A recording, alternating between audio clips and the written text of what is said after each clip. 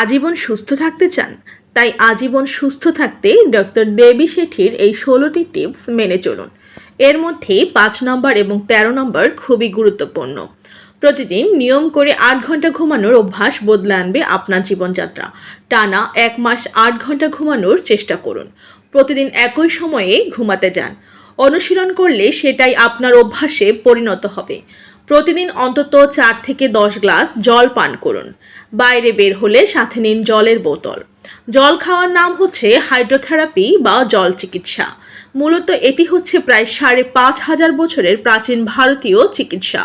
নির্দিষ্ট সময় পর পর জল পান করলে শরীর আর্দ্র থাকবে। আধুনিক বৈজ্ঞানিক পরীক্ষায় তা প্রমাণিত হয়েছে। ঘুম থেকে উঠে ধীরে ধীরে ৪ গ্লাস জল খাওয়ার অভ্যাস করলে প্রায় ৩৬ ধরনের রোগ হয় না, হলেও সেটা সেরে যায়। মানসিক স্বাস্থ্যের সাথে সূর্যালোকের সরাসরি এবং গভীর সম্পর্ক আছে। মানসিক স্বাস্থ্যের সাথে সূর্যালোকের গভীর সম্পর্ক থাকার কারণে প্রতিদিন অন্তত ১০ মিনিট রোদে থাকুন। সেটা যদি হয় ভোর ৬টা থেকে সকাল ৯টার মধ্যে, তাহলে সবচেয়ে ভালো। ১ মাস অভ্যাস করে এটাকে জীবনযাপনের সঙ্গেই করে নিন। চিনি শরীর বা ত্বকের জন্য ক্ষতিকর। চিনিকে না বলুন। ১ মাস চিনি ছাড়া চা কফি খান। চিনির সঙ্গে বাদ দিন বাইরের ভাজা পোড়াও। ভিটামিন সি হলো একটি বৈপ্লবিক খাদ্যপ্রাণ। এর গুণাগুণ অসংখ্য। দিনে ১০০০ মিলিগ্রাম ভিটামিন সি খেলে মানুষ চিরতরুণ থাকে। রেড মিট অর্থাৎ গরু, মহিষ, খাসি, ভেড়া ইত্যাদির মাংস খাওয়া ছেড়ে দিন। ফার্মের মুরগিও চলবে না।